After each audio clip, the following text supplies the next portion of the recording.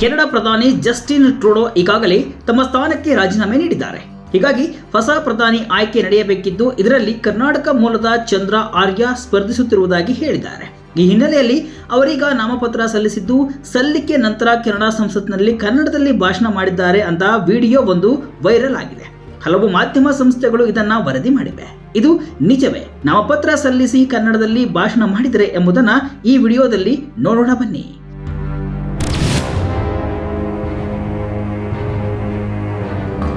Social ಮೀಡಿಯಾದಲ್ಲಿ ಚಂದ್ರ ಆರ್ಯ ಅವರ video ಒಂದು ವೈರಲ್ ಆಗ್ತಾ ಇದೆ.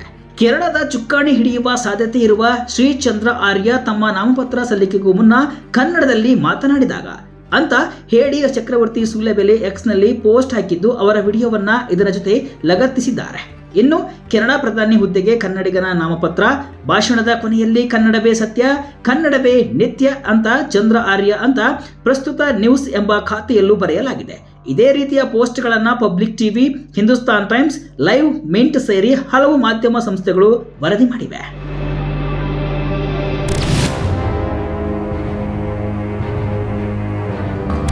ಇದು ನಿಜವೇ ಅಂತ ಪರಿಶೀಲನೆ ನಡೆಸಲು ಸಜಾಗ್ ತಂಡ ಮುಂದಾಯಿತು. ಚಂದ್ರ ಆರ್ಯ ಸ್ಪೀಚ್ ಇನ್ ಕನ್ನಡ ಅಂತ ಗೂಗಲ್ನಲ್ಲಿ ಹುಡುಕಾಟ ನಡೆಸಿದಾಗ ಅವರು ಕನ್ನಡದಲ್ಲಿ ಭಾಷಣ ಮಾಡಿದ ವಿಡಿಯೋ ಸಿಕ್ಕಿತು. ಆದರೆ ಇದು ಈಗಿನ ವಿಡಿಯೋ ಅಲ್ಲ, ಹಳೆಯ ವಿಡಿಯೋ ಅಂತ ತಿಳಿದು ಬಂದಿದೆ. ಚಂದ್ರ ಆರ್ಯ ಅವರೇ ತಮ್ಮ ಎಕ್ಸ್ ಖಾತೆಯಲ್ಲಿ ಈ ವಿಡಿಯೋವನ್ನ ಪೋಸ್ಟ್ ಮಾಡಿರುವುದು ಸಿಕ್ಕಿತು. 2022ರ ಮೇ 20ರಂದು ಈ ವಿಡಿಯೋವನ್ನ ಪೋಸ್ಟ್ ಮಾಡಲಾಗಿದೆ. ಪೋಸ್ಟ್ನ ಜೊತೆಗೆ ಕೆನಡಾದ ಸಂಸತ್ತಿನಲ್ಲಿ ನಾನು ನನ್ನ ಮಾತೃಭಾಷೆ ಕನ್ನಡದಲ್ಲಿ ಮಾತನಾಡಿದ್ದೇನೆ. ಈ ಸುಂದರವಾದ ಭಾಷೆ ಸುದೀರ್ಘ ಇತಿಹಾಸವನ್ನ ಹೊಂದಿದೆ ಮತ್ತು ಸುಮಾರು 5 ಕೋಟಿ ಜನರು ಮಾತನಾಡುತ್ತಾರೆ. ಭಾರತದ ಹೊರಗಿನ ಜಗತ್ತಿನ ಯಾವುದೇ ಸಂಸತ್ತಿನಲ್ಲಿ ಕನ್ನಡ ಮಾತನಾಡುತ್ತಿರುವುದು ಇದೇ ಮೊದಲು ಅಂತ ಬರೆದುಕೊಂಡಿದ್ರು.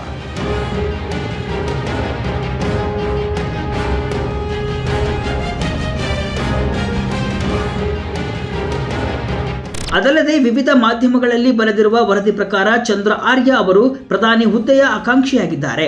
ರೇಡಿಯೋ ಕೆನಡಾದಲ್ಲಿರುವ ಮಾಹಿತಿ ಪ್ರಕಾರ ಆಡಳಿತಾರೂಢ ಲಿಬರಲ್ ಪಕ್ಷ ಇದೇ ಮಾರ್ಚ್ 9ರಂದು ತಮ್ಮ ನಾಯಕನನ್ನ ಹಾಗೂ ಮುಂದಿನ ಪ್ರಧಾನಿಯನ್ನ ಆಯ್ಕೆ ಮಾಡಲಿದೆ. ಭಾರತದಲ್ಲಿ ಇರುವಂತಹದ್ದೇ ಸಂಸತ್ ವ್ಯವಸ್ಥೆ ಕೆನಡಾದಲ್ಲಿದ್ದು ನಾಮಪತ್ರ ಸಲ್ಲಿಸುವ ಪ್ರಸಂಗಗಳೆಲ್ಲ ಇಲ್ಲ. ಅದಲ್ಲದೆ ಲಿಬರಲ್ ಪಕ್ಷದ ಸಂಸದರಾಗಿರುವ ಕನ್ನಡಿಗ ಚಂದ್ರ ಆರ್ಯ ಅವರು ನಾನು ಕೂಡ ಕೆನಡಾ ಪ್ರಧಾನಿ ಹುದ್ದೆಯ ರೇಸ್ನಲ್ಲಿ ಇದ್ದೇನೆ ಅಂತ ಜನವರಿ 13ರಂದು ಎಕ್ಸ್ ಪೋಸ್ಟ್ ಮಾಡಿದ್ದಾರೆ. ಆದರೆ ಅವರು ಇದುವರೆಗೂ ನಾಮಪತ್ರವನ್ನ ಸಲ್ಲಿಸಿಲ್ಲ.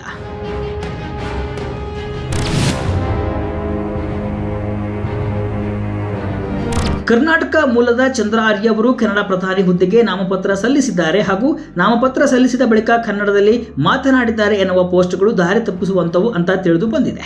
ಕೆನಡಾದಲ್ಲಿ ನಾಮಪತ್ರ ಸಲ್ಲಿಸುವ ಪ್ರಕ್ರಿಯೆ ಇಲ್ಲ ಅಂತ ಪರಿಶೀಲನೆಯಿಂದ ದೃಢಪಟ್ಟಿದೆ. ಅಲ್ಲದೆ ಅವರು ಕನ್ನಡದಲ್ಲಿ ಮಾತನಾಡಿರುವ ವಿಡಿಯೋ 2 ವರ್ಷ ಹಳೆಯದು ಅಂತ ಸಜಾಗ್ ತಂಡ ಕಂಡುಕೊಂಡಿದೆ.